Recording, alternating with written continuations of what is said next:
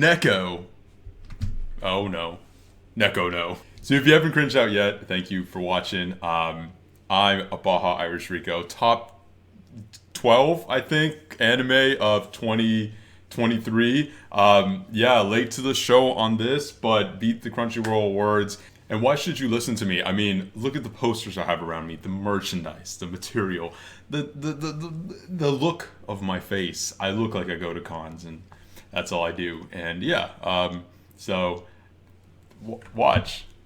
So number 12, I have Oishi no Koi, or Oshi no Koi, whatever. You know which one I'm talking about. The one with the best theme song of the year. I know a lot of people probably have this one higher. Look, I think it has a great first episode, and I think the music, the themes of how messed up like the media industry are and everything. I think those are well done themes and everything, and I think it has a good message to the show, but the show just has such a banger first episode, and I don't think it ever really hits there. And there's like a mystery that goes on with the whole show of kind of finding this killer and everything. You just don't get to it. And I know it's only 12 episodes, but the mystery not being led to and or kind of being a slow unraveling of things and a lot of slice of life elements and everything kind of dragged the show down for me. So like to me, maybe not like as high as some of the other people and everything, but still like enjoyed it a lot. Great themes, great music, interesting characters, and like I said, an amazing first episode. And number 11 is the third season of Demon Slayer. Demon Slayer just got the openings and animation that are so beautiful and mesmerizing and moving, kind of. This is obviously a weaker season for the show, but even at a weaker season, it's still very enjoyable. It's definitely more of a superficial one where it's more about like cool fights and everything like that. And it's kind of like a middle, literally, I think the middle arc. And it's a good training arc for some of our characters. And I do like that we focus on a couple Hashira and get some development and everything. At number 10, we have Heavenly Delusion. It's like a really original story about this post-apocalyptic world that you don't get much context for. It shows between two different stories of these like young adventurers and then this like school of like a science fiction kind of like school of like raising these like prodigy students and everything. And it's a mystery adventure that really creates some like really memorable characters that you really appreciate, and the mystery and allure of the world really just hits because you're curious about what's going on here, what's the bigger expanse of the world, and how all these characters are actually connected. And there's a few moments that are kind of like out of pocket that probably didn't really enhance the themes that it was going for, and the storyline probably doesn't progress as quickly as it probably should, but as a whole it's a really interesting thing, and I hope we get like a season 2 and expand on it. At number 9, we have My Hero Season 6 Core 2. This is pretty much the conclusion of the war arc, and then the lone Deku does his own thing kind of arc, which is honestly one of my favorite arcs in the whole manga. So like again, as I always say, year by year, like people kind of shit on My Hero and like forget about it and don't care about it anymore, and I get it, but like it's still weirdly consistently good. I think we had like one bad season in the middle, a lot of people dropped, the fan base sucks, but the seasons have been really good lately. The animation's top tier, the moments are great, there's a lot of heart still. I mean, I know there's too many characters to juggle and they don't really know how to handle that from a writing perspective, but the main characters all really shine, and this is one of the few arcs where all the class gets to shine as well. So I think it was a great setup into like what the final cuddle pull battles are going to be and everything. And it's an emotional arc with some really great action, some very interesting fights. That was like honestly one of the best My Hero seasons. So I still think it deserves like a top 10. At number 8, I just kind of put a tie, and it's tough to put movies in there, but it's Suzume and The Boy and the Heron. I think these are pretty comparable in terms of quality. They're both about grief in this supernatural world and handling disasters and having anthropomorphic creatures, is that how you say it? And there's both movies from well-renowned directors who've made countless other anime classics and everything, with obviously Miyazaki being kind of more of the push. And they both feel very reminiscent to a lot of the other films that these filmmakers have made, but feel like a compilation of like the best aspects of them, all with great music, great themes of death and grief and how to handle all that, and both with amazing animations, amazing music, and very moving stories. And it's always tough to rate movies for stuff versus shows, but I feel like it deserves some kind of mention. And number 7 is Pluto, which it's tough because this from a quality perspective should maybe be a little bit higher, but it's really like this beautiful retelling of Astro Boy of all things.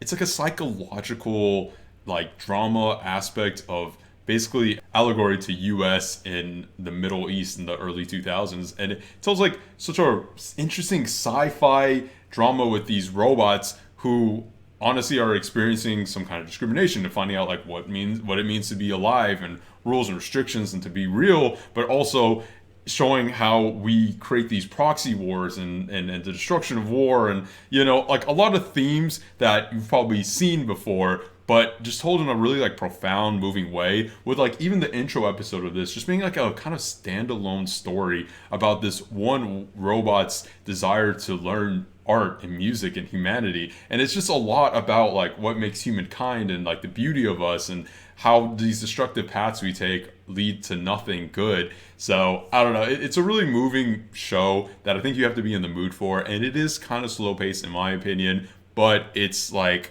profound and it's strong, and it's just a well made show that I think a lot of people should watch. And number 6 is the Scott Pilgrim Takes Off something anime, whatever, the Scott Pilgrim anime.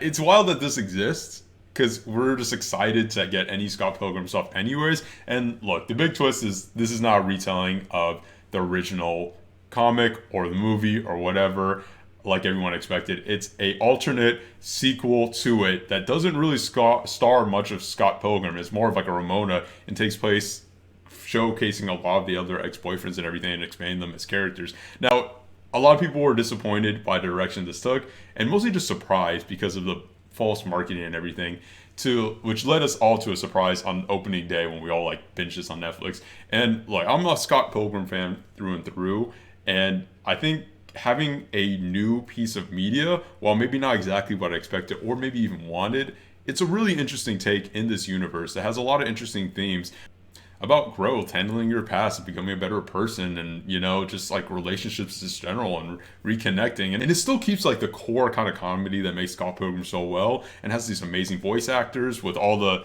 cast from the original movie coming back and everything. So there's a lot of heart, there's a lot of humor, there's a lot of great moments, and it just expands on the world, which is again something that we didn't expect. So it was like a weird anime, not sure if it even counts as anime, but it's extremely enjoyable. And obviously I'm like biased because I like Scott Pilgrim as a franchise, but it's just cool that we have our 4th piece of media, this one being the animation within the Scott Pilgrim universe. And I think there's so many memes and enjoyable moments. It's still great messages to come from it, even if it's not exactly what we expected or originally wanted. At number 5 is Bleach, the 1,000-Year Blood War Season 2. Again, another one where I'm probably biased of, maybe should be a little bit lower, but this 1,000-Year Blood War arc is just, I can't believe how well they're adapting this, because Bleach was always that show that had rough pacing and filler, and even if the filler were more arcs, like had a lot of issues with like some of the writing and everything, and like they take the manga for this arc, which is kind of weak,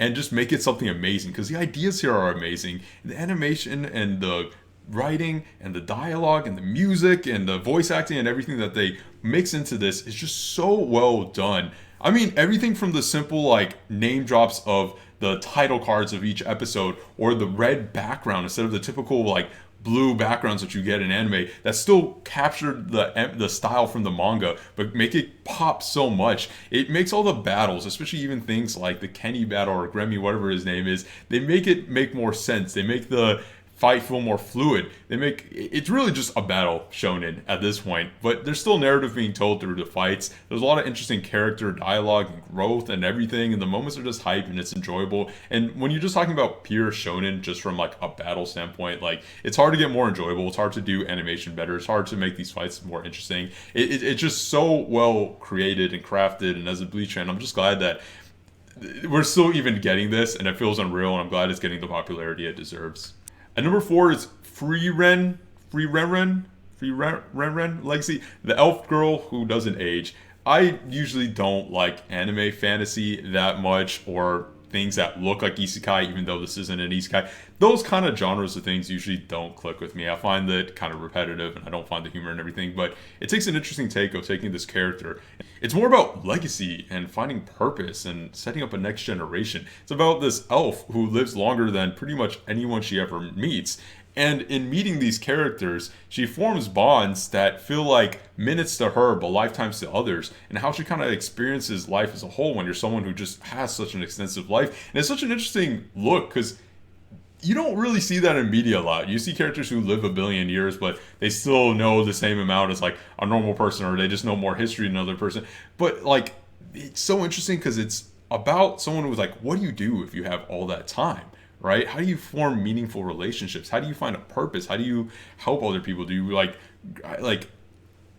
you meet young people and then you outlive them, or you meet older people and then they like die quickly in comparison to you? But it has so much heart, and you really love the main character and the cast that it kind of grows. And it has such an interesting way to tell the narrative as it flashes back to points in her existence where the main central like point is this band of heroes she went on this amazing journey with. You're just hopping in from the point where the battle's already done. It's more about the aftermath of that and like everything after. And it's such an interesting take and a unique use of this fantasy genre. And they use all the tropes of fantasy like anime and everything, but use it well. And I don't know. I guess it's just the concept that's super interesting, but then it's just the execution that does it justice. As you care about these characters, the messages hit, then the way the narrative is told, and even though it's not maybe super fast paced, you're still engaged in every episode, whether it be more episodic or be a slow build up to an arc. At number 3, it's Attack on Titan Shingeki no Kyojin for the last time. Look, I'll just be honest, and I haven't hidden it on the channel, like I hate the ending personally, and it's really hard to rate the special parts as someone who doesn't like the anime or the ending, because part 1 I think is phenomenal, right? I think that's like 9.5 out of 10, like so well done. And when I say sorry, I mean part 1 for this year, part 2 out of the final part of the final season of whatever. But then the second part is where, from a narrative standpoint, I think it really dips. But looking at it from an anime perspective, right? The adaptation only improves the source material, and it does it so much justice from its use of music, voice acting, animation, and everything. So it's tough because I appreciate it. And as an anime adaptation, it's done really well because it's elevating the source material, and it's like super engaging. It's still enjoyable to watch, but it's frustrating from a narrative perspective too. And while we're all like years, we're like, maybe we get an anime original ending and blah, blah, blah, blah. Like, it didn't happen, and while I was still holding out hope, even while watching it, it's still pretty much the same ending, just with some things fleshed out a little better, some of the dialogue improved and everything. So, look, I mean, Shingeki no Kyojin has always been like one of my favorite, if not my favorite shows of all time. I mean, it just means so much to me, and I just was strict. I read the manga as soon as it hit, and all the leaks, and watched the show, and always like profess how much I love this. And it's a weird feeling because like I wanted this to be my number 1 easily, as it is almost every year that it comes out. And it's tough because, like I said, I don't love the ending, and I've had other videos where I've explained that, and I won't get into that. And I'm not trying to take away from the people who do, because genuinely, if you find a lot of meaning and enjoyment from that, that's like perfect, and that's amazing. And I'm glad, I don't hate Isayama for the ending or anything. Like, I think there's a lot of toxic people out there on both sides. I really enjoyed the first part from 2023, and I enjoyed aspects and the adaptation of the second part, even though I don't really enjoy that part as much. So, yeah, that's my 2 cents. And number 2 is Zom 100, which I feel so bad because this had a lot of hype going into it, and then it just had a severed release cycle where the last 3 episodes of only a 12-episode show had to be delayed several times and then released all at once weeks later, where no one else was really talking about the show anymore. But it's such a fun take on the zombie genre. I'm the kind of guy who doesn't really get tired of like zombies as a genre, and I totally get people who do. But it's such a colorful mesh and happy, yet depressing, yet fulfilling, moving, humorous show about living life to your fullest, and just a lot of commentary on modern day society, as it's a person who enters this zombie apocalypse after working like a dead-end job that really kind of destroys every beautiful aspect of this like person's fun and exciting and hobbies and personality and everything that he loved and cherished, as she was someone who was excited to join the workforce, and then celebrates the fact that an apocalypse happens just because he's able to enjoy his life and just do what he wants. And it's such a unique use of the apocalyptic genre because, of course, it is very comedic, right? And the comedy is really good in my opinion. And you meet all these characters who are at different stages of life and different paths and everything that don't really matter anymore, as they all come to a common bonding and just say, hey, like, we're gonna ride this out. And there's always a subtext of like, society's doomed, right?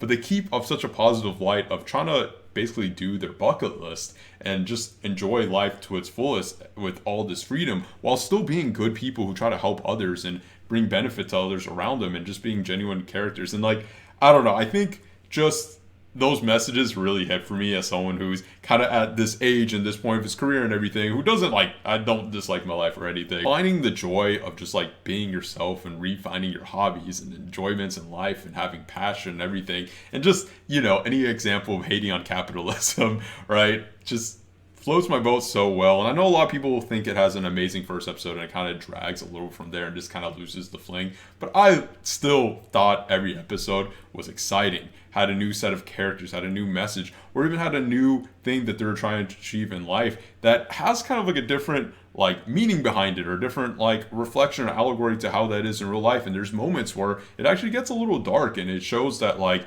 the effects that like a long-term like people and how manipulative people can take advantage of you, or like people who like see differently will like try to hurt others and bring pain, and the genuine connection that people can form and the genuine connections and past trauma that could really mess people up. And like I said, I think it lost all the hype from just kind of the way it was paced and then the way that the final episodes came out. But I'm glad I saw the final episodes, and like, I don't know, this is one of those shows that just like moved me a lot. Even though it's such a comedic show, I think it's actually telling such a beautiful story, and it's like the messages and the heart behind it is just so genuine and pure. And I get it just hits such a personal note for me, and it's easily my second favorite show of the year. And at number one, it's a Jujutsu Kaisen season 2. I don't know why I said that so weirdly, but Juju is like peak shonen, and I say that a lot, but it kind of is, right? Like, it's a phenomenon. Like, everyone's watching it and everyone's enjoying it. And, you know, you get a lot of shows like that, right? You'll get your Demon Slayers, your My Heroes at times, your Attack on Titans and everything.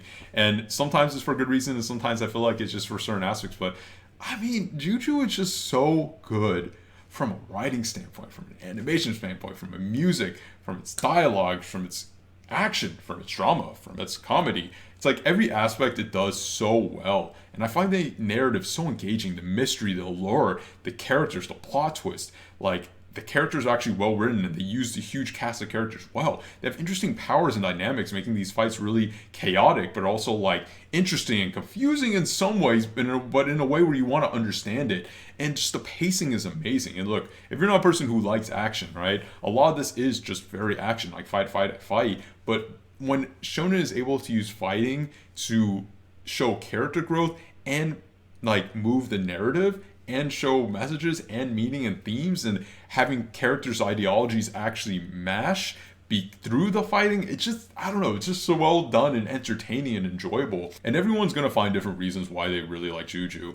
And that's okay, right? And I think that's kind of the beauty of it, because there's something like for a lot of different people who enjoy it. And it's like 2 arcs here, because we get like the beginning origin Gojo arc, which is more of like a personal kind of starting out slice of life to a drama, huge action. And even in 4 episodes, it tells like such a moving like backstory that really gives so much context to these characters that lead into the rest of the show. And then you obviously get the Shibuya arc, which is one huge battle arc that just gets bigger and bigger and bigger and bleak, but it's like these characters that driving it that have so much meaning, and the weight to any character deaths or moments or hits or fights or anything, you're just so strong and powerful. And like I mean, like Juju's just so good. And when I saw the first season, I was like, yo, like, I think this is going to blow up even more, as it was already popular. But once I read the Shibuya arc and I knew what was coming, I was like, yo, it's going to pop off if they're able to animate it well. And it's suppressing what Mappa has done to the studio and in terms of the work culture and everything. And that's not something to